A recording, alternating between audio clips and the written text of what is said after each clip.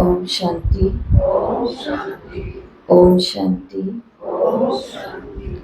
तो आज रविवार है 28 सितंबर 2025। बाबा के अव्यक्त मुरली का रिवाइज कोर्स। मुरली की ओरिजिनल डेट है 15 फरवरी 2007। मुरली का टाइटल है अलबेलेपन, आलस्य और बहानेबाजी की नींद से जागना ही शिवरात्रि का सच्चा जागरण है। अलबेलापन, आलस्य, बहानेबाजी की नींद से जागना ही शिवरात्रि का सच्चा जागरण है। तो कौन सी 3 नींद बाबा ने बताई? तो एक नींद है अलबेलेपन की। कौन सी होती है अलबेलेपन की नींद? कर लेंगे, इतना तो चलता ही है, इतना तो होता ही है, वो भी तो ऐसे चलते हैं, वो भी तो ऐसे करते हैं, हो ही जाएगा, हम नहीं करेंगे तो इतने बैठे हुए हैं, बाबा को तो सब पता ही है ना। तो ये जितने भी शब्द हैं अपनी वकालत के लिए बाबा बोलते ये सभी क्या है? अलबेलापन है। दूसरा होता है आलस्य। तो आलस्य की नींद कौन सी होती है? आलस्य की नींद कौन सी होती है? 5 मिनट बाद उठते हैं। तो अलबेलापन होता है मन का और आलस्य होता है जो शरीर तक आ जाता है, हो ही नहीं रहा ये काम, सेवा कोई बात नहीं, बाद में कर लेंगे, किसी और को कह देंगे। तो जहाँ शरीर बीच के अंदर रुकावट डालता है, खाने का समय है, मेरे नींद का समय है, सर्दी बहुत है, गर्मी बहुत है, ये है आलस्य की नींद। इसके लिए क्या सोचना है? सर्दी में सर्दी रहेगी, गर्मी में गर्मी रहेगी। क्या सर्दी के अंदर खाना छोड़ते हैं? ज़्यादा ही खाते हैं। गर्मी के अंदर खाना छोड़ते हैं? नहीं छोड़ते। रिश्ते छोड़ते हैं? नहीं छोड़ते। अपने विकार छोड़ते हैं? वो भी नहीं छुट्टी लेते हैं, कुछ नहीं होता। तो इसके लिए ये, और यही है बहानेबाजी की नींद। तो बाबा ने कहा इन तीनों प्रकार की नींद से जागना ही शिवरात्रि का सच्चा जागरण है। तो आज की मुरली का पहला होमवर्क 11 बारी सभी को लिखना है। मैं बाप का दिल तख्त नशीन हूँ। 11 बार लिखना है, मैं बाप का दिल तख्त नशीन हूँ, विश्व का तख्त नशीन बनने के लिए दृढ़ हूँ। विश्व का तख्त नशीन बनने के लिए दृढ़ हूँ। तो इसमें वर्तमान और भविष्य दोनों स्वमान आ जाते हैं।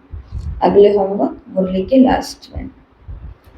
आज बाप दादा विशेष अपने चारों ओर के अति लाडले, अति सिकिलदे परमात्म प्यार के पात्र बच्चों से मिलने और विचित्र बाप विचित्र बच्चों का बर्थडे मनाने आए हैं। आप सभी भी आज विशेष विचित्र बर्थडे मनाने आए हो ना। ये बर्थडे सारे कल्प में किसी का नहीं होता है, कोई भी नहीं, कभी भी नहीं सुना होगा कि बाप और बच्चे का एक ही दिन में बर्थडे हो।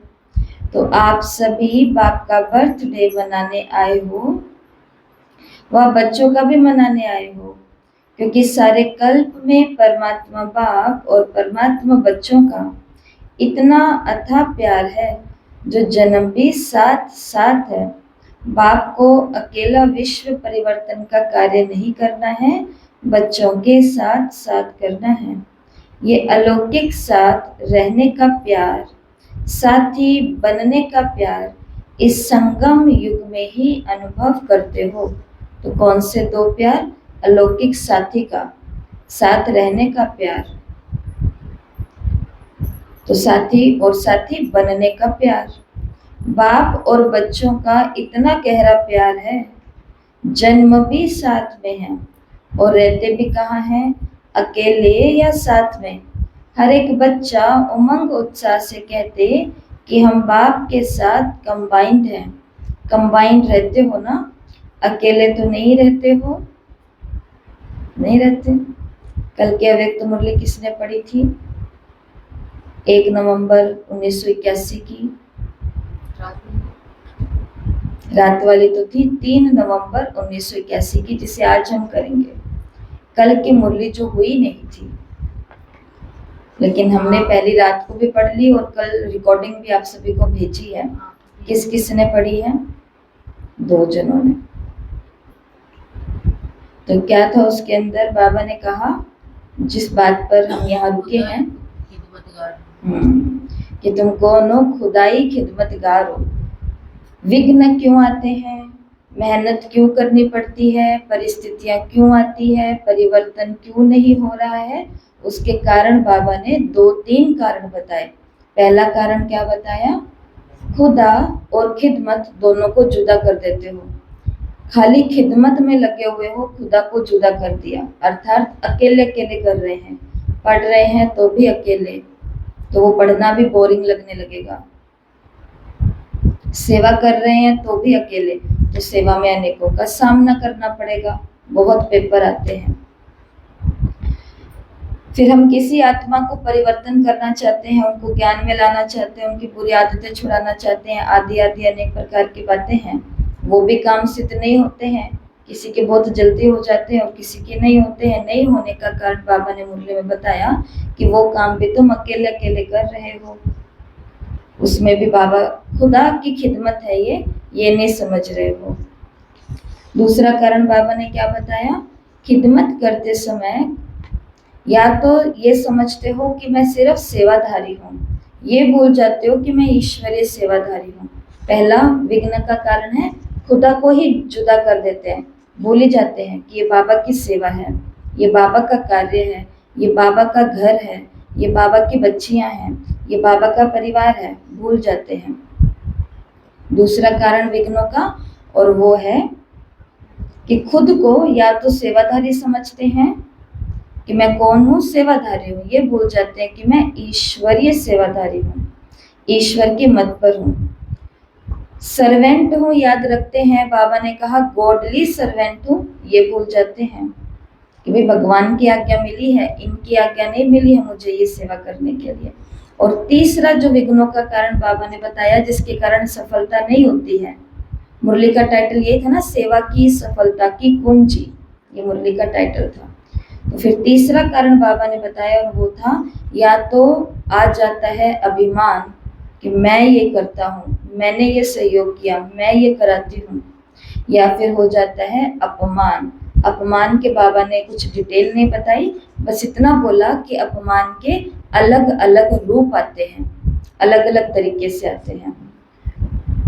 तो इसलिए आज की मुरली में बाबा ने पक्का कराया कि अकेले तो नहीं होते हो या साथ में रहते हो।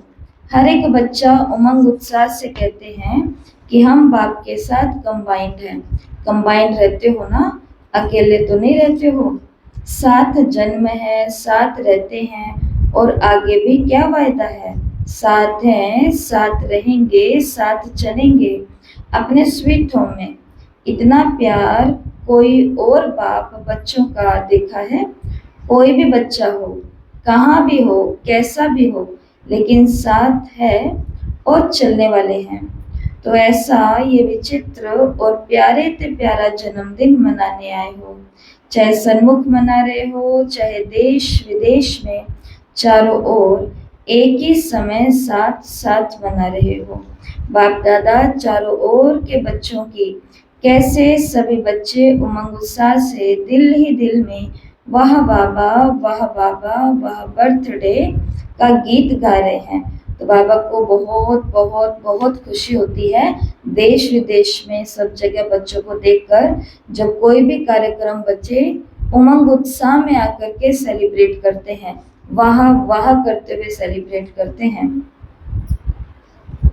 अगर स्विच खोलते हैं तो चारों ओर की आवाज, दिल की आवाज, उमंग उत्साह की आवाज बाप दादा के कानों में सुनाई दे रहे हैं। बाप दादा सभी बच्चों का उत्साह देख बच्चों को भी अपने दिव्य जन्म की पदम पदम पदम गुणा बधाइयाँ दे रहे हैं। वास्तव में उत्सव का अर्थ ही है उमंग उत्साह में रहना। तो आप सभी उत्साह में ये उत्सव मना रहे हैं। नाम भी भक्तों ने शिवरात्रि रखा है।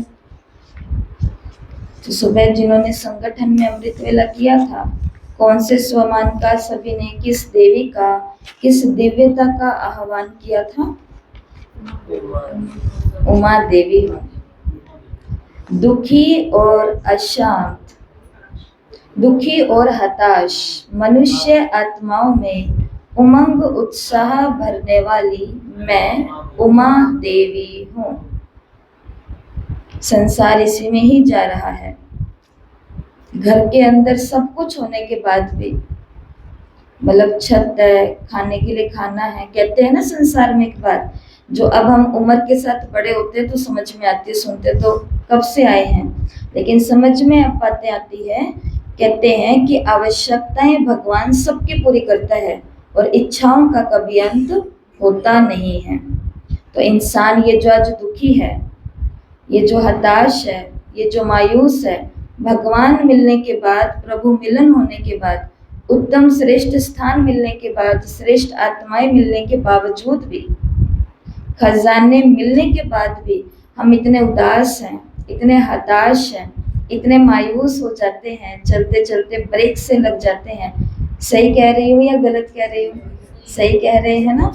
तो उसके पीछे का कारण क्या है? उमंग उत्साह के पंख कट गए हैं। और उमंग उत्साह के पंख कैसे कटते हैं वो आज आप सुनोगे 3 नवंबर 1981 की मुरली में। अव्यक्त मुरलियाँ सुननी हमारे लिए अब समझ लो कि मजबूरी का काम हो चुका है। मरता क्या नहीं करता, अब वो वाली बात है। नहीं अच्छा नहीं लगता तो भी करना चाहिए, ब्राह्मणों को तो भी करना चाहिए। मजबूरी से करो, नेम से करो, दिल मार करके करो, मन मार करके करो, कुछ भी करो, लेकिन अब वो नीड बन चुकी है कि करना ही पड़ेगा। कारण है क्योंकि रहस्य समस्याओं के समाधान सारे वहीं भरे पड़े हैं, सारे के सारे। इसलिए आज की मुरली में भी ये बात पता चलेगी कि ये पंख जो कट जाते हैं क्यों ऐसा होता है हमारे साथ, वो कारण है वहां पर। और एक कहानी, बहुत सुंदर कहानी है, उसके साथ वो समझेंगे। मुरली के अंदर बाबा ने कहा कि आपको हमेशा किस में रहना है? उमंग उत्साह में रहना है। तो शिवरात्रि है तो बाबा शिवरात्रि के लिए उमंग उत्साह कह रहे हैं कि कार्यक्रम करो, कार्यक्रम कराओ, सेवा करो, सेवा कराओ, भावना भरो, भावना से काम सारा करवाओ। तो बाबा ने कहा इसके लिए, इन सभी चीजों के लिए क्या चाहिए? बहुत सारा उमंग उत्साह ही चाहिए। नहीं तो कार्यक्रम पर कार्यक्रम होते रहेंगे, पढ़ाई पर पढ़ाई होती रहेगी, सेवाओं पर सेवाएं होती रहेगी, और संगम की एक एक घड़ी बीतती जाएगी, बीतती जाएगी, बीतती जाएगी। शिव बाबा मुबारक दे रहे हैं। और नाम भी भक्तों ने क्या रखा है इस त्योहार का? शिवरात्रि। तो आज बाप दादा उस भक्त आत्मा को मुबारक दे रहे थे जिसने आपके इस विचित्र जन्मदिन मनाने की कॉपी बहुत अच्छी की है। वो भगत भी कोई साधारण नहीं थे द्वापर से जो आए, जिन्होंने एक्यूरेट सब कुछ किया। तो बाबा देखो उस आत्मा को भी मुबारक दे रहे हैं। आप ज्ञान और प्रेम रूप में मनाते, और उस भगत आत्मा ने भावना श्रद्धा में आपके मनाने की कॉपी की। तो आज उस बच्चे को मुबारक दे रहे थे कि कॉपी करने में बहुत अच्छा पाठ बजाया। देखो हर बात की कॉपी की है, कॉपी करने की भी तो अकल चाहिए ना, नकल के लिए भी अकल चाहिए। बाप मुख्य बात तो इस दिन भक्त लोग भी व्रत रखते हैं। वो व्रत खाने पीने का रखते, भावना में वृत्ति को श्रेष्ठ बनाने के लिए व्रत रखते, उन्हों को हर वर्ष रखना पड़ता है। और आपने क्या व्रत लिया है?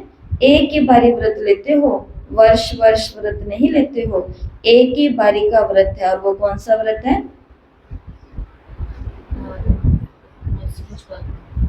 पवित्रता का। तो वो कौन सा व्रत है? पवित्रता का। सभी ने पवित्रता का व्रत लिया है? पक्का लिया है? जिन्होंने पक्का व्रत लिया है वो हाथ उठाओ। पक्का, थोड़ा भी कच्चा नहीं।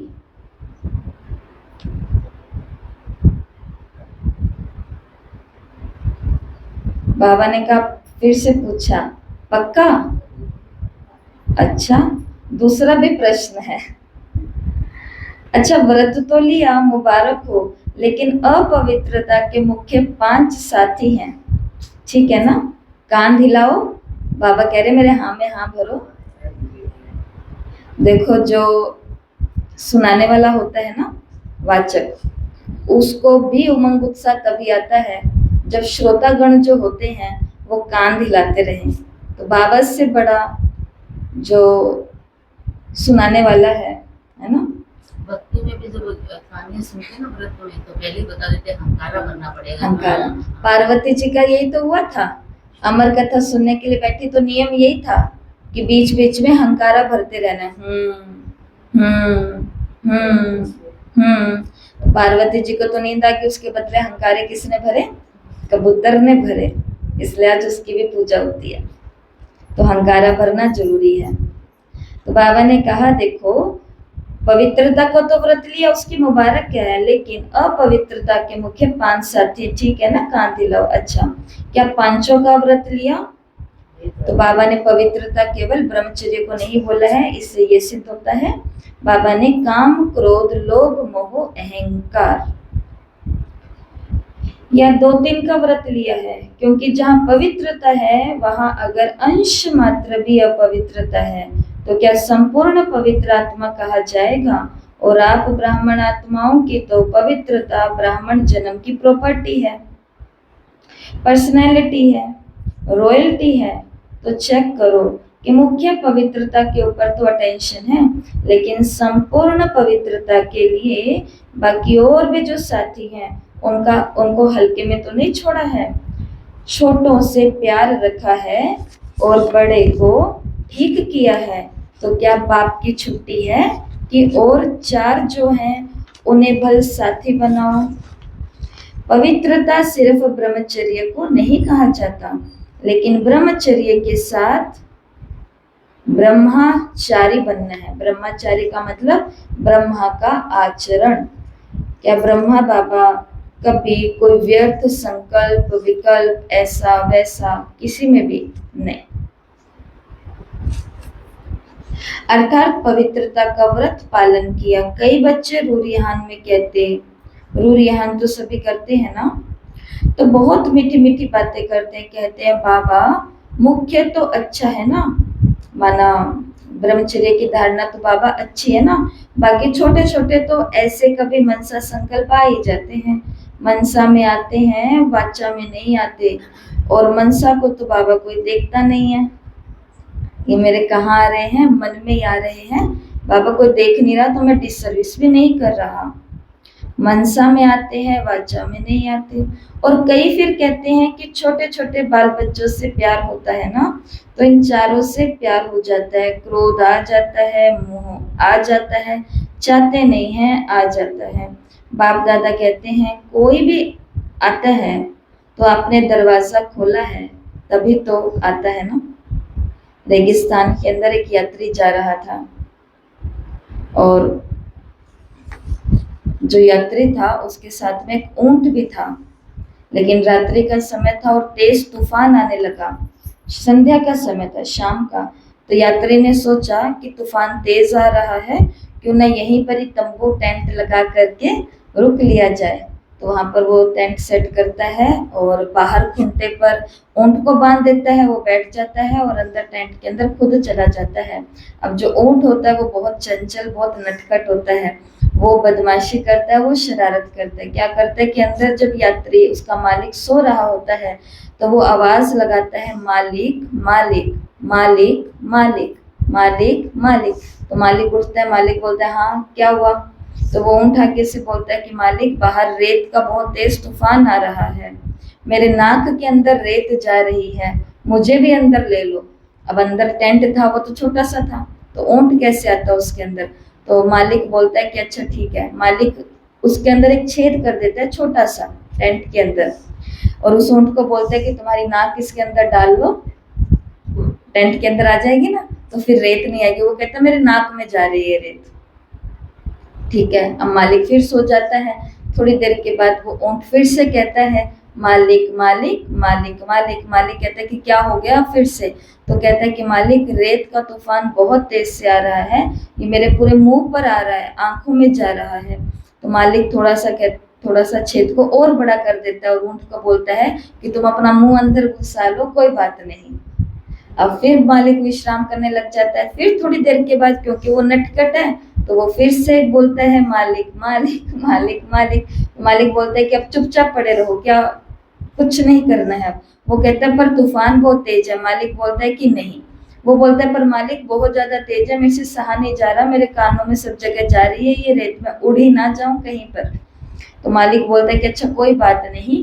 तो मालिक उसको अंदर ले आता है और जैसे ही ऊंट को अंदर लेकर के आता है, ऊंट लात मार करके मालिक को बाहर पटक देता है और खुद अंदर सो जाता है। माया कैसे आती है? ये जो बाबा ने कहा, ये जो बिन बुलाए मेहमान आते हैं, ये बिन बुलाए नहीं आते हैं, कोई दरवाजा हम भी खुला करते हैं, अंदर बुलाते हम ही हैं। और एक बारी जब ये आ जाते हैं और फिर किसको धक्का मार करके निकाल देते हैं?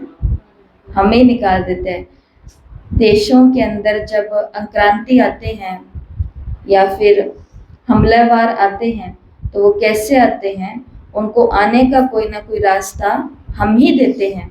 और एक बारी जब वो आ जाते हैं तो वो सभी को क्या कर लेते हैं? अपने बंधन में कर लेते हैं। माया भी कहती है मालिक मालिक आऊं आऊं, मालिक मालिक आऊं आऊं। और हम बोलते हैं कि चलो थोड़ा सा छोटा सा तो विकार है, कोई बात नहीं, इतना तो चलता ही है। वो भी तो ऐसे करते, इतना तो चलता ही है। उस समय भी तो ऐसे होता होगा, इतना तो चलता ही है। गृहस्थी है, इतना तो होता ही है। तो फिर अंदर आएगा और आकर के लात मार करके हमारे सारे पुरुषार्थ को भगा देगा। अनुभव किया है सभी ने? इसके लिए दोष किसी और पर नहीं डालना, दोष अपना ही है। बाबा ने कहा आपने कोई दरवाजा खोला है तभी आता है, तो दरवाजा खोला क्यों? ऐसे संग बनाए क्यों हैं? ऐसी आदतें बनाई क्यों हैं? ऐसे शौक पाले क्यों हैं जहां से माया आती है? कमजोरी का दरवाजा खोला है तो कमजोरी का दरवाजा खोलना अर्थात आह्वान करना। तो आज के दिन बाप का और आपका बर्थडे मना रहे हैं, लेकिन जो जन्म थे व्रत का वायदा किया है, पहला वायदा बाप ने क्या दिया याद है? बर्थडे का वरदान याद है? क्या दिया? पवित्र भव, योगी भव। सभी को वरदान याद है ना? याद है या भूल गए हो? हाँ जी, तो हाँ जी वो बोलना पड़ेगा ना, बाबा ने कहा है। पवित्र भव का वरदान एक का नहीं दिया, पांचों का दिया है। तो क्रोध, लोभ, मोह, अहंकार का सभी के अंदर। तो आज बाप दादा क्या चाहते हैं? बर्थडे मनाने आए हो, बाप का भी मनाने आए हो ना, शिवरात्रि मनाने आए हो, तो बर्थडे की सौगात लाए हो या खाली हाथ ही आ गए हो?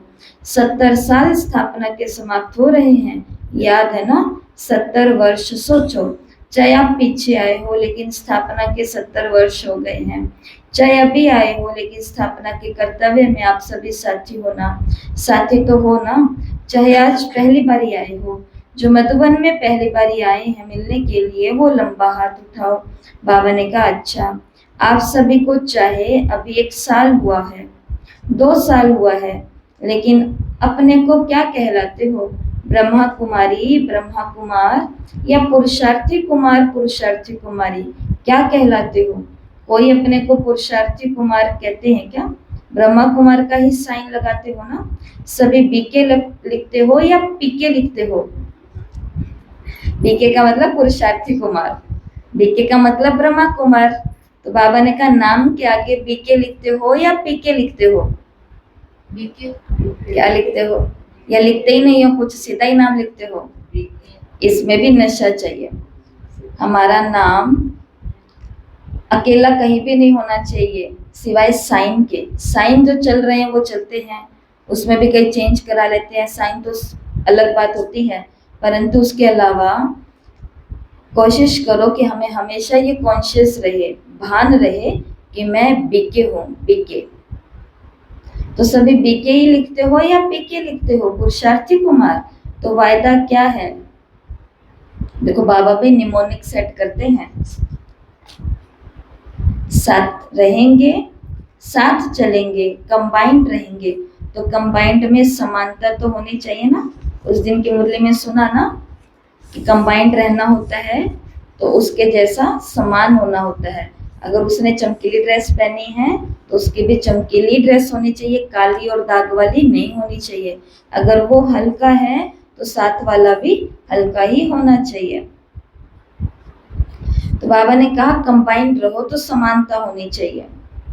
आज 70 वर्ष का उत्सव मनाने आए हो। बाप दादा ने देखा जो भी जोन सेवा का टांग देते हैं वो 70 साल का सम्मान समारोह मनाते हैं। सभी मनाते हैं ना, बस सिर्फ छोटी छोटी गिफ्ट दे देते हैं बस। लेकिन आज एक तो बर्थडे है, मनाने आए हो ना, पक्का है ना। और दूसरा 70 वर्ष समाप्त हुए हैं तो सम्मान समारोह भी मना रहे हो, बर्थडे भी मना रहे हो। तो सौगात क्या देंगे? ट्रे दे देंगे, चादर दे देंगे? क्या सौगात लेकर के आए हो? यज्ञ में जाते हैं, ऐसा सबको लगता है कि हम दादियों को दे करके आए। ऐसा सबको नहीं लगता, कईयों को ही लगता है जो ज्ञान को समझ नहीं पाते हैं, अभी तक इनको ही देखने में लगे हुए हैं। तो उनको ऐसा लगता है कि हम दादियों को दे रहे हैं, दीदियों को दे रहे हैं, इसमें तो इनका ही हो रहा है। वो ये भूल जाते हैं कि जिनको हम दे रहे हैं उनका पर्सनल कोई डिपार्टमेंट चल रहा है क्या? इनके पास एक कणा भी आएगा, वो कणा भी ये किसके लिए लगाने वाले होते हैं? यज्ञ के अंदर यज्ञवत्सों के लिए लगाने वाले होते हैं। तो बाबा ने कहा क्या दोगे सौगात में? तो सौगात में क्या देते हैं? सौगात के अंदर ट्रे देते हैं। ट्रे भी ऐसे 1 2 3 4 ट्रे नहीं, जिसके अंदर जितना सामर्थ्य है एक साथ में बहुत सारा दे देते हैं, ताकि यज्ञ के अंदर ये जो आपको सौगातें मिलती है जब आप मधुबन जाते हो, ये कौन देता है? आप ही के जैसे कोई होते हैं जो मिल करके ये सहयोग करते हैं कि हमारी क्लास के द्वारा 1000 कंबलें हम मधुबन में दान करके आएंगे। अब की बार ये मधुबन जा रहे हैं तो ये करेंगे।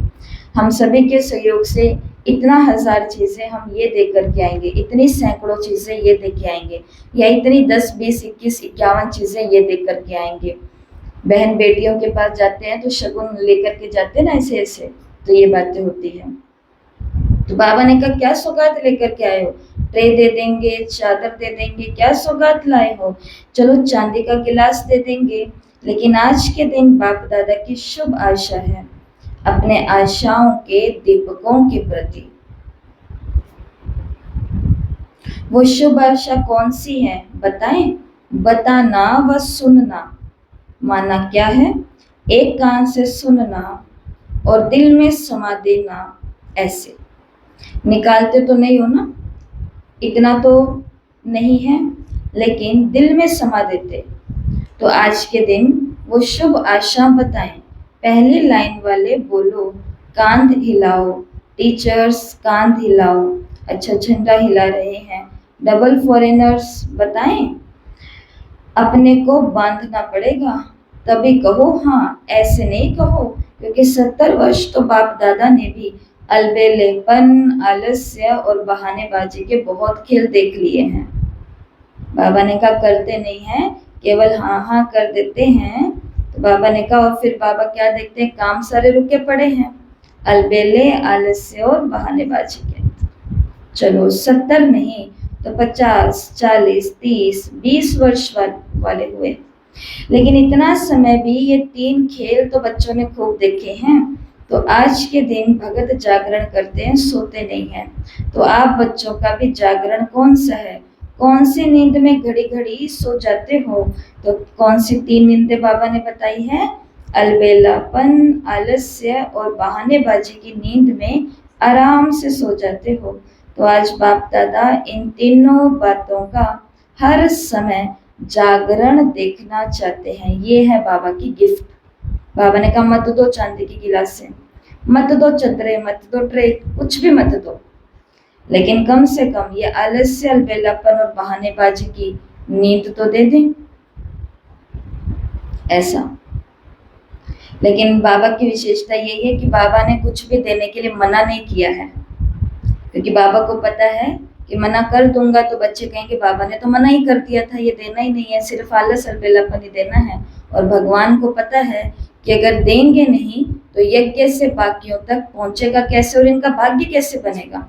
इसलिए खैर ये तो हमने ही बोला, पर बाबा ने ऐसे मना कुछ नहीं किया है, लेकिन बाबा ने एक चीज को जोड़ा अवश्य है, और वो है कौन सी सौगात? नींद। शिवजी ने जागरण मांगा है, कहते हैं ना एक रात जगाएंगे हम, एक रात आप जरूर आना, आप जरूर आना। तो बाबा ने कहा ये वाली रात जगानी है। तो आज बाप दादा इन तीनों बातों का हर समय जागरण देखना चाहते। कभी भी देखो क्रोध आता है, अभिमान आता है, लोभ आता है, कारण क्या बताते हैं? बाप दादा को एक ट्रेडमार्क दिखाई देती है। कोई भी बात होती है ना तो क्या कहते हैं? कौन सी ट्रेडमार्क है जो सभी ने पकड़ ली है? हाँ, ये तो चलता ही है, पता नहीं किसने चलाया। बाबा कहते पता नहीं चलाया किसने, परंतु ये ट्रेडमार्क सभी ने पकड़ लिया है। बताओ और कौन कौन से ट्रेडमार्क पकड़े हैं हम सभी ने बहानेबाजी, अलबेलेपन और आलस्य के लिए? इनके कारण मुझे तो गुस्सा आता है बाबा, वरना मैं तो गुस्सा करूं ही ना। दूसरा ट्रेडमार्क, और कौन सा ट्रेडमार्क? बस दो ही है।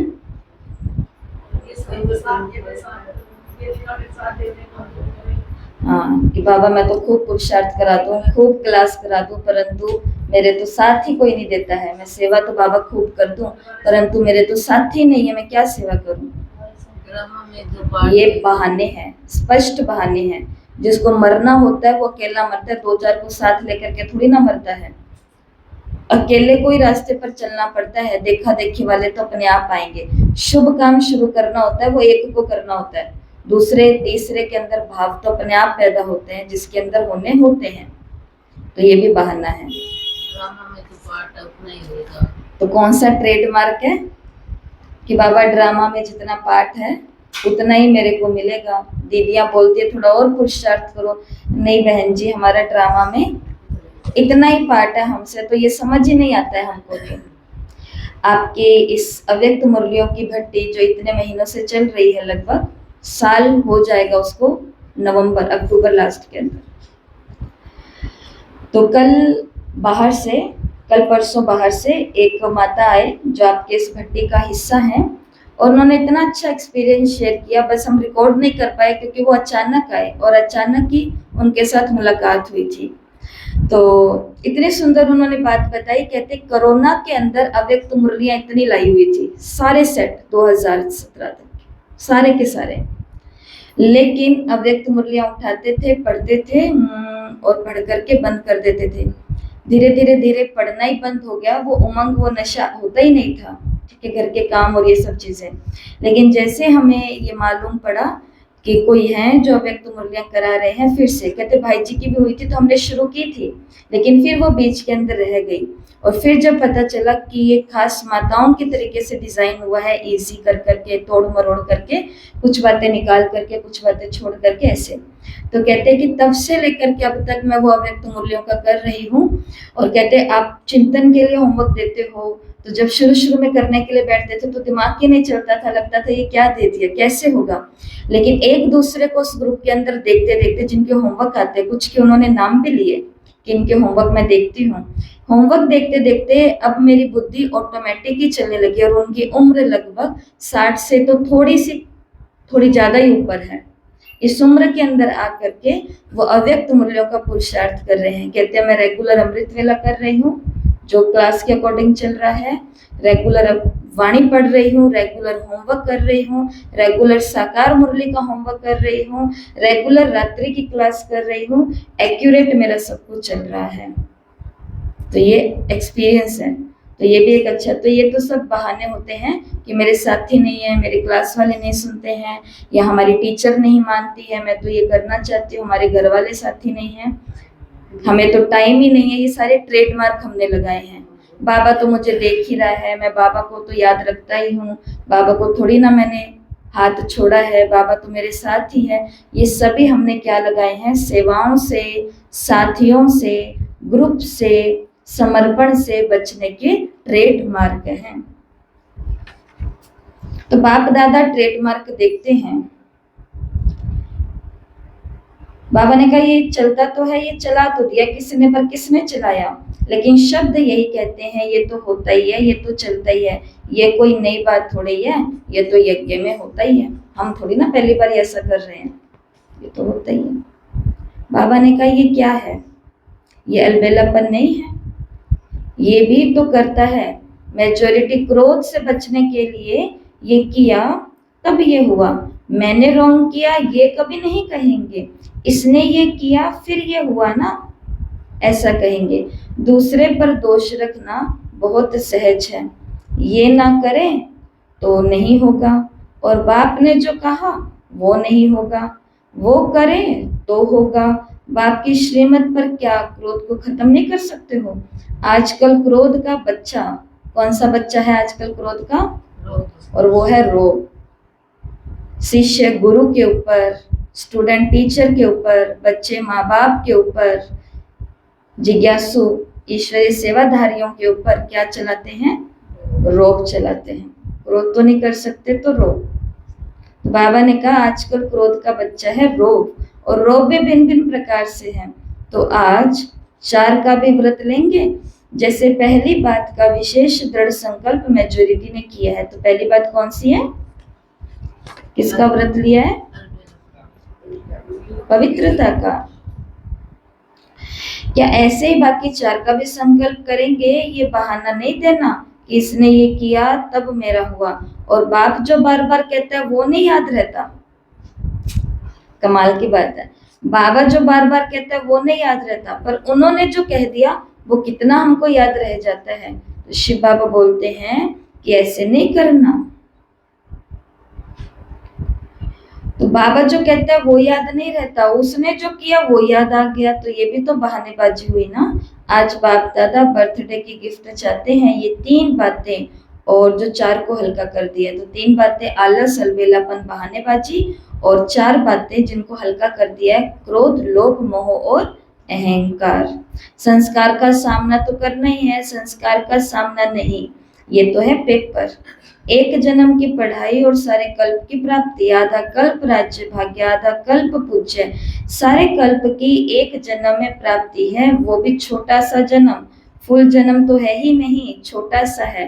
और आप लोग तो जो ग्रस्त में रह करके आए हो, आप लोगों ने तो उस छोटे से जन्म के अंदर भी वो संसार भी देख लिया है, पूरा उतर चुके हैं, उसके बाद में यहाँ पर आए हैं। तो इतने बड़े बड़े धोखे खाने के बाद में, कसाईयों के हाथ से निकलने के बाद में, इतने झंझटों में जूझने के बाद में, जब इस छोटे से जन्म का कुछ और हिस्सा रहा उसमें भगवान मिला, तो क्या वो भी हम इन 3 कामों में निकाल सकते हैं?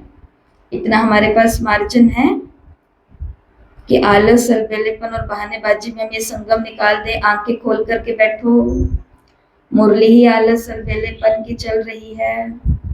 तो बाबा ने कहा ये बहाना तो नहीं दोगे ना कि इसने किया तब मेरा ये हुआ। बाकी संस्कारों का सामना तो करना पड़ेगा। बाबा ने कहा ये सामना नहीं है, ये पेपर है, छोटा सा जन्म है।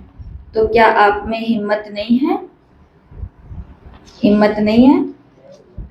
चलते चलते हिम्मत टूटती है ना कभी कभी।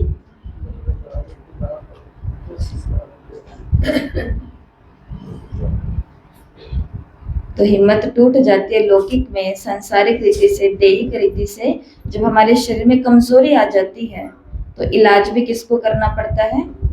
थोड़ा ग्लूकोज डालेंगे, पानी में घुमाएंगे, पिएंगे, थोड़ा नींबू निचोड़ेंगे, पानी में डालेंगे, काला नमक घुमाएंगे और पिएंगे, थोड़ा ड्राई फ्रूट लेंगे, बैठेंगे, खाएंगे, शक्ति लेंगे, कुछ तो करेंगे। खुद ही कमजोर पड़े हैं, खुद की ही हिम्मत टूटी है, और खुद ही खुद को शक्तिशाली बनाना है। तो बाबा ने कहा इसमें चाहिए हिम्मत। तो जो समझते हैं हिम्मत हम रखेंगे जरूर, ऐसे नहीं कि पुरुषार्थ करेंगे, अटेंशन रखेंगे। बाबा ने कहा गे नहीं चाहिए। छोटे बच्चे नहीं हो, 70 वर्ष पूरे हो गए हैं, वो 3-4 मास के बच्चे होते हैं जो गे करते हैं। हम भी रोज मुरली में आएंगे, हम रोज अमृत वेला करेंगे, दीदी हम रोज आपकी बात सुनेंगे, बाबा हम रोज आपको याद करेंगे। ये कौन से बच्चे थे जब हम शुरू शुरू में आए थे ज्ञान में। बाबा ने कहा तब ये होता था तो अच्छा लगता था। तो आप बाप के साथी हो ना, विश्व कल्याणकारी हो। उसको तो 70 वर्ष पूरे हो गए, बाप दादा हाथ नहीं उठवाते, क्योंकि बाप दादा ने देखा हाथ उठाने के बाद भी अलबेले हो जाते हैं। तो क्या समझते हो कि कुछ भी हो जाए, पहाड़ जैसा पेपर आ जाए, लेकिन पहाड़ को रुई बना देंगे, ऐसा दृढ़ संकल्प करने की हिम्मत है? क्योंकि संकल्प तो बहुत अच्छे करते हो, संकल्प तो बहुत अच्छे करते हो। बाप दादा भी खुश हो जाते हैं जिस समय संकल्प करते हो, लेकिन है क्या, 70 वर्ष तो हल्का छोड़ा, लेकिन अब बाप दादा देख रहे हैं कि समय का कोई भरोसा नहीं है। रात को ही आपके ग्रुप में क्लास भेजी है सूरज भाई जी का, मात्र 7 मिनट की वो क्लास है, संदेश है, ढंग से उसको सुन लेना, दिन में 10-15 बारी। उन्होंने स्पष्ट ये बातें बताई है जो अभी बाबा ने मुरली में बोली है, कि बाबा भी ये बातें क्यों कर रहे हैं ऐसी, क्योंकि अब समय का कोई भरोसा नहीं है। अब बहुत बड़ी क्यू लगने वाली है, भटकती हुई आत्माएं। कल की साकार मुरली में सब सुन करके गए, शनिवार की मुरली, कि अभी तो सेंटरों पर आप आ रहे हो मुरली सुनने के लिए, लेकिन थोड़े ही समय के बाद घर से भी बाहर नहीं निकल पाओगे। अब इस बात पर चिंतन करो, इस बात पर अब चिंतन करो कि ऐसा आखिर क्या होगा। इधर आ जाओ सभी। ऐसा आखिर क्या होगा जो घर से बाहर नहीं निकल पाएंगे, ऐसा क्या हो जाएगा?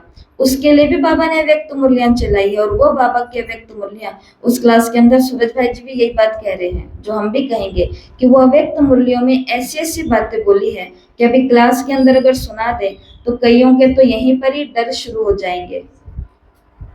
वो मृत्यु का पुरुषार्थ कराए, उस दिन ही 5-7 माताओं को डर लग गया अपनी डेड बॉडी को ही देख करके कि मैं मर गई हूँ, मैं मर गई हूँ, मैं मर गई हूँ। तो वो विनाश की जो बातें हैं, विकारी, कौन सी आत्माएं? विकारी आत्माएं ऐसे हमारे सामने होंगी। शायद वो घरों के अंदर भी होंगी, घरों के बाहर होगी। खिड़की दरवाजा खोल नहीं पाएंगे, बाहर जाने की तो बात दूर की है। भटकती हुई प्यासी अतृप्त आत्माओं की चारों तरफ घेराव होगा, ये भटक रही होंगी, इतनी सारी चीजें होंगी, बोर भी बहुत होगी। बाबा ने तो ना जाने क्या क्या कहा है। तो इसलिए बाबा ये इशारा दे रहे हैं कि अभी बाबा हल्के में नहीं छोड़ते हैं, इसलिए बाबा ने हाथ भी नहीं उठवाया कि ये संकल्प करो कि मलबेले नहीं होंगे, क्योंकि अब समय पर भरोसा नहीं है। और इस ज्ञान के आधार पर हर पुरुषार्थ की बात में बहुत काल का हिसाब है। अच्छा अभी अभी कर लेंगे, परंतु बहुत काल का हिसाब है, क्योंकि प्राप्ति हर एक क्या चाहता है। अभी हाथ उठवाते हैं, कोई राम सीता बनेगा कोई राम सीता, तो हाथ उठाओ। बाबा ने कहा राजाई आज मिल जाएगी, बताओ किसको बनना है राम सीता? अभी के अभी बाबा बना देंगे। कोई नहीं उठा रहा हाथ, कोई हाथ उठा रहा है राम सीता बनेंगे। अच्छा लक्ष्मी नारायण नहीं बनेंगे? अब क्या कह रहे हैं, लक्ष्मी नारायण नहीं बनेंगे? डबल फॉरेनर्स में कोई हाथ उठाया? तो कोई ने नहीं उठाया राम सीता बनने में। जब बहुत काल का भाग्य प्राप्त करना चाहते हो, लक्ष्मी नारायण बनना चाहते हो, अर्थात बहुत काल का राज्य प्राप्त करना है। लक्ष्मी नारायण बनना मतलब 2500 साल का राज्य भाग्य प्राप्त करना। ये भी आज 3 नवंबर 1981 की मुरली में है, जो कल रात को आपने पढ़ी है। बहुत काल का अगर राज्य भाग्य प्राप्त करना है तो बाबा ने कहा पुरुषार्थ भी संगम का कौन सा चाहिए? बहुत काल का। महीने में 5 दिन हम बोलते हैं कि आज का दिन मेरा बाबा बहुत अच्छा था, आज अमृत वेला भी, मुरली भी, सेवा भी हो गई, बाबा ये भी हो गया, वो भी हो गया। लेकिन मात्र इतने से काम नहीं चलेगा। अब बहुत काल का क्या चाहिए? पुरुषार्थ चाहिए, तब बहुत काल का राज्य मिलेगा, माना लक्ष्मी नारायण बनेंगे। तो प्राप्ति भी बहुत है। हर बात में बहुत काल चाहिए। अभी 63 जन्म के बहुत काल का संस्कार है। तो कहते हो ना कि हमारा ये भाव नहीं था, हमारी भावना नहीं थी, ये तो संस्कार 63 जन्म का है। तो बहुत काल का हिसाब है ना। इसलिए बाप दादा यही चाहते हैं कि संकल्प में दृढ़ता हो। दृढ़ता की ही कमी हो जाती है। हो जाएगा, चलता है, चलने दो। कौन बना है अभी तक? और एक तो बहुत ही अच्छी बात सबको आती है। आज बाबा बर्थडे पर पूरी क्लास लगा रहे हैं अच्छी सी। कौन सी बात एक सबको आती है? बाप दादा बातें नोट करते हैं। ये जो हम बोलते हैं करते हैं ना, ये बाप दादा निमित्त आत्माएं वतन में भी बैठे हुए सब फरिश्ते सब नोट करते हैं। तो एक बात तो इन सबसे बहुत अच्छी है, बाप दादा सब बातें नोट करते हैं। अपनी हिम्मत नहीं होती है तो कहते हैं कि महारथियों ने भी तो ऐसा किया, हमने किया तो फिर क्या हुआ? हमारी दीदी भी तो ऐसा करती है, हमने किया तो क्या हुआ? दीदी तो 24 घंटे सफेद साड़ी पहन करके रखती है, हम पहन सकते हैं? नहीं पहन सकते। कोई शादी ब्याह में कहीं जाना पड़ जाए, कुछ करना पड़ जाए, एक कपड़े की बात है, सिर्फ कपड़े की बात, इसमें तो ज्यादा कुछ है नहीं। एक्टिंग करके भी पहने, एक्टर्स होते हैं वो भी कॉस्ट्यूम पहन लेते हैं। लेकिन अगर किसी गृहस्थी को, जिज्ञासु को ये कह दिया जाए कि 24 घंटे सफेद साड़ी पहन के 6 मीटर का कपड़ा लपेट करके ही रहना है आपको, चाहे कहीं भी जाओ, कैसे भी मौके पर जाओ, हो सकता है? नहीं हो सकता ना। एक स्थूल काम भी हम नहीं कर सकते। किसी के हाथ का तामसिक भोजन नहीं खाना है, वो कर सकते हैं गृहस्थ में रहने वाले? पूरा नहीं कर सकते हैं, क्योंकि आगे बहुएं हैं, बेटियां हैं, ये हैं, वो हैं, बहुत सारे आपके रिश्ते हैं जिनके साथ आपको तोड़ निभाना पड़ता है। लेकिन ब्रह्मा कुमारियों ने इस चीज को भी त्यागा है। टीचर्स ऐसी बहुत केवल ऊपर ऊपर की चीजें हैं जो कि हम पूरी नहीं कर सकते हैं। लेकिन बाबा ने एक बहुत ही अच्छी बात नोट की कि जो काम खुद नहीं कर सकते हैं वो काम का आरोप भी किसके ऊपर लगा देते हैं कि हमारे महारथी हैं, हमारे निमित्त हैं, हमारी दीदियां हैं, ये भी तो ऐसे करती हैं, ये भी तो ऐसे रहती हैं, ये भी तो ये हैं, ये भी तो ये हैं। तो पहले उनकी उन बातों में कॉपी करो जो बातें दिख रही है आंखों से, फिर उन बातों में कॉपी करना जो बातें पुरुषार्थ की चल रही है। उसके पीछे भी एक राज होता है अगर वो ऐसा कर रही है तो। इसके लिए आज की अव्यक्त मुरली जो भी जिज्ञासु जहां से भी सुन रहे हैं, आज ये भी संकल्प पक्का करना कि हमें ऐसे कोई भी आलोचनाएं अपने निमित्त की नहीं करनी कि वो भी ऐसा करते हैं, और वो करते हैं। ये भी नकारने वाली बात नहीं है कि वो नहीं करते, वो सच में ऐसा करते हैं जो करने योग्य नहीं है। लेकिन फिर भी जब काल आएगा उस समय हिसाब किसका होगा? सिर्फ मेरा होगा। उस समय वो काल आकर के ये नहीं पूछेगा कि ये किसको देख करके तुमने किया, वो ये कहेगा कि तुमने ये क्यों किया, ये लो भुगतो अब।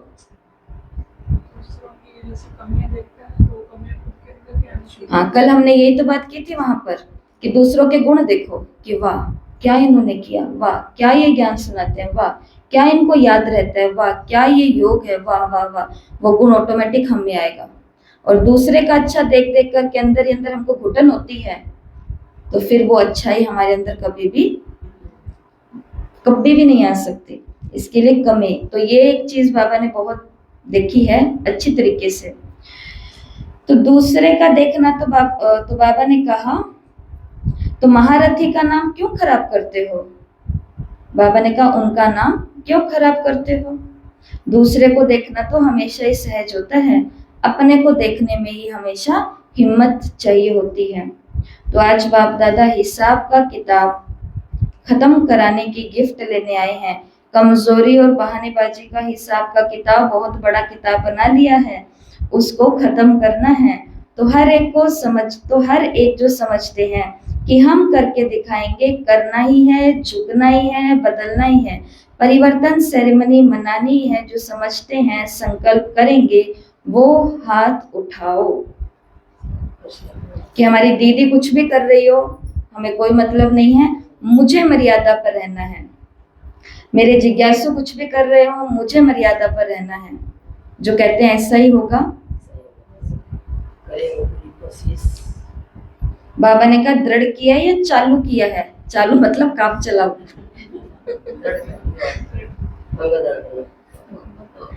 चालू संकल्प भी होता है ना, दो प्रकार के संकल्प होते हैं। एक होता है काम उतारने वाला, एक बारी तो हाँ कर दो, बाद की बाद में देखी जाएगी। रिश्तों में ऐसे तो करते हैं, तो उधर के संस्कार यहाँ भी तो काम आएंगे। एक बार हाँ कर दो, कुछ नहीं होता। बाद में जिसको हाँ किया है, हम खुद इस चीज के अनुभवी हैं, हाँ कर कर करके छोड़ देते हैं और हम इंतजार करते रह जाते हैं कि उन्होंने हाँ किया ही हुआ है ना, ये काम तो हो जाएगा, परंतु नहीं होता। और फिर गलती से वो काम अगर किसी और को दे दिया जाए तो दीदी ने मेरी सेवा ले ली, मेरी सेवा छुड़ा दी, फिर बदनाम करते, जो बाबा ने आज की मुरली के अंदर भी बोला, इज्जत को खराब करते हैं। लेकिन ये नहीं देखते हैं कि मेरे से क्यों लिया गया है, क्योंकि उनको आपसे मतलब नहीं है। टीचर को आपसे कोई मतलब नहीं है, टीचर को मतलब है भगवान के यज्ञ की सेवा से। उसने सेवा के लिए जीवन दिया है, जिज्ञासुओं के लिए थोड़ी ना जीवन दिया है, तो उसको तो सेवा से मतलब है। जो सेवा करेगा वो भगवान के दिल तख्त पर है, भगवान का घर बढ़ाना है, आगे चलाना है, इसके लिए उनको किसी से मतलब नहीं। एक माता हमारे साथ सेवा में कंटिन्यू जाती थी, थोड़े समय पहले की आपको बात बता रहे हैं। तो एक दिन वो किसी कारण से नहीं जा पाए, कुछ कारण ऐसे बन गया और उन्होंने बताया भी नहीं।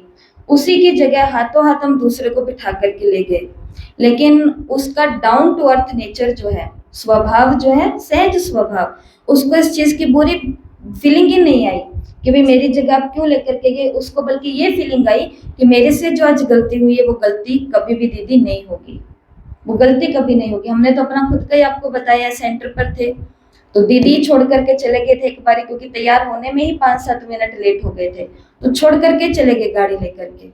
लेकिन उस दिन उनसे थोड़ी ना कोई बैर करेंगे, उस दिन अपने आप का संस्कार चेंज किया कि मुझे चेंज होना है, 5 मिनट लेट नहीं, 5 मिनट पहले तैयार हो जाना है, नहीं तो ये छोड़ करके चले जाएंगे।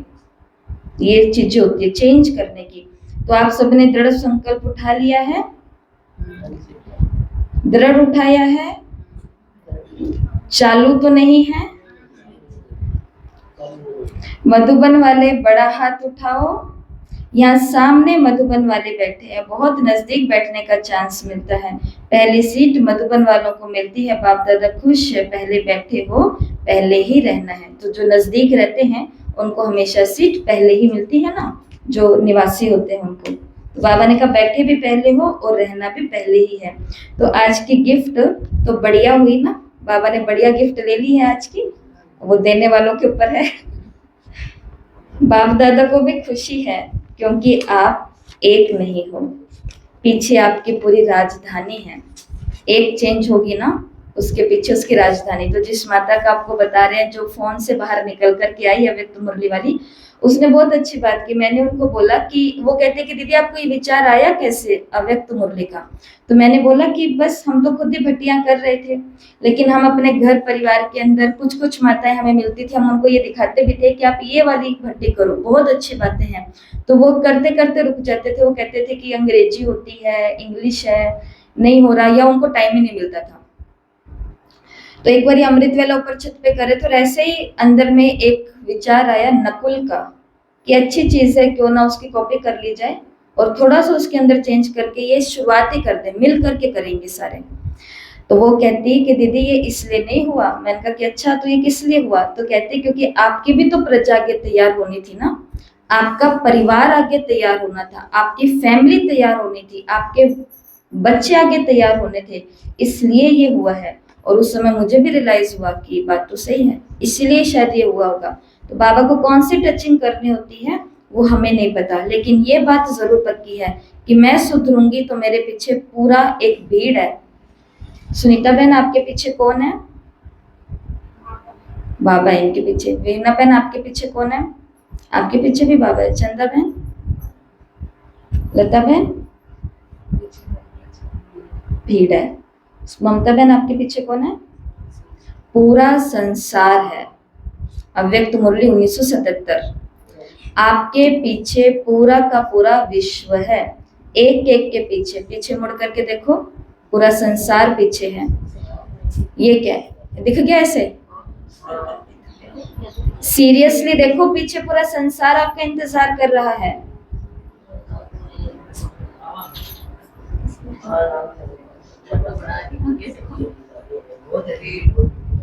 बहुत भीड़ है। किसका इंतजार कर रहे हैं? इष्ट देवियों का, इष्ट देवताओं का। भक्ति कितनी बड़ी है दुनिया में, देखो भक्ति कितनी बड़ी है। तो बाबा ने कहा आप एक नहीं हो, पीछे आपकी राजधानी में आपकी रॉयल फैमिली, आपकी रॉयल प्रजा, आपके द्वापर के भगत, सतो रजो तमो तीनों प्रकार के भगत होंगे। आपके पीछे लंबी लाइन है। जो आप करेंगे वो आपके पीछे वाले करेंगे। अब सुनते जाना। आप बहाने देते हो तो आपके भगत भी आपको बहुत बहानेबाजी देंगे। अभी ब्राह्मण परिवार भी आपको देख आपकी कॉपी करने में होशियार होते हैं ना, तो अभी दृढ़ संकल्प करो, संस्कार का टक्कर हो, स्वभाव की मतभेद हो।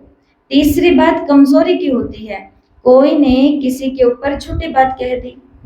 तो कई बच्चे कहते हैं हमको ज्यादा क्रोध आता है झूठ पर, लेकिन सच्चे बाप से वेरीफाई कराया।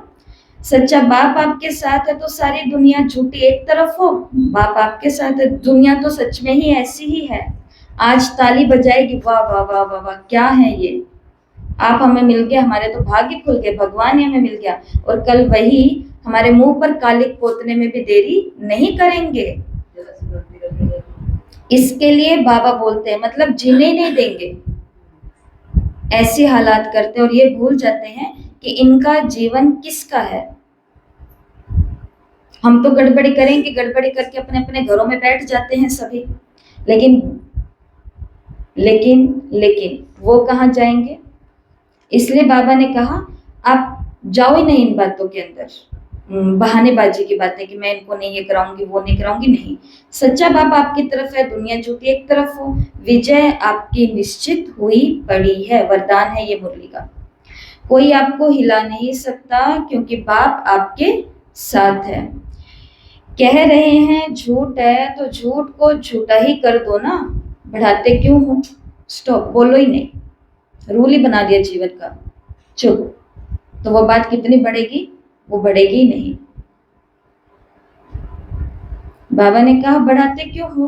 तो बाप को बहानेबाजी अच्छी नहीं लगती, ये हुआ ये हुआ ये हुआ, ये गीत अब समाप्त होना चाहिए। उसकी जगह कौन सा गीत बजाना है? अच्छा हुआ, अच्छा होगा, अच्छे रहेंगे, अच्छा हुआ, अच्छा होगा, अच्छा रहेंगे और सबको अच्छा बनाएंगे। अच्छा अच्छा अच्छा का गीत गाओ तो पसंद है, पसंद है। बहानेबाजी को खत्म करेंगे, करेंगे। दोनों हाथ उठाओ। भक्ति में कहते हैं ना, दोनों हाथ उठा करके भगवान को अपनी रेखाएं दिखाओ। हाँ, अच्छे तरह से हिलाओ। अच्छा, देखने वाले भी हिला रहे हैं, कहाँ भी देख रहे हैं, हाथ हिलाओ। आप तो हिला रहे हो ना, अच्छा भी नीचे करो। अभी अपने परिवर्तन की ताली बजाओ।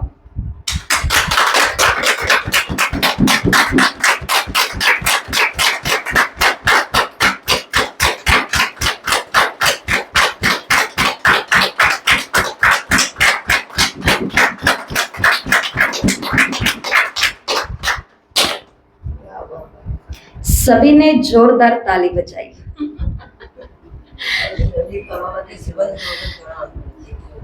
कहा ना, मुरली की शुरुआत उमंग उत्साह से हुई है। ताली बजानी है तो वो भी कैसे? उमंग में। तो बाबा को पसंद आया। देखो बाबा ऐसा है ना, उससे बड़ा मोटिवेशनल स्पीकर और कोई नहीं है। वो जितना चाहे अपने सामने बैठे हुए श्रोताओं के अंदर उतना वो उमंग देखना चाहता है। उसको नहीं पसंद आता ढीला ढाला सुस्तीपना। इसलिए बाबा को मजा आ गया कि ताली कैसे बजाई? जोरदार बजाई। अच्छा अच्छा, भी हर एक मिनट के लिए दृढ़ संकल्प स्वरूप होकर के बैठो, आंखें बंद। और अभी हम पढ़ेंगे जो बाबा ने कहा और आप उसको रियलाइज करना। 1 मिनट के लिए दृढ़ संकल्प स्वरूप में बैठो कि बहानेबाजी, आलस्य, अलबेलापन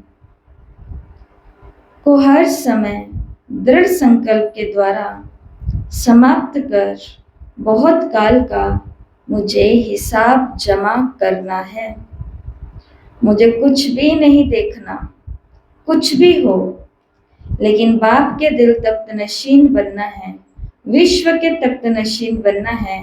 इस दृढ़ संकल्प स्वरूप में सभी बैठो।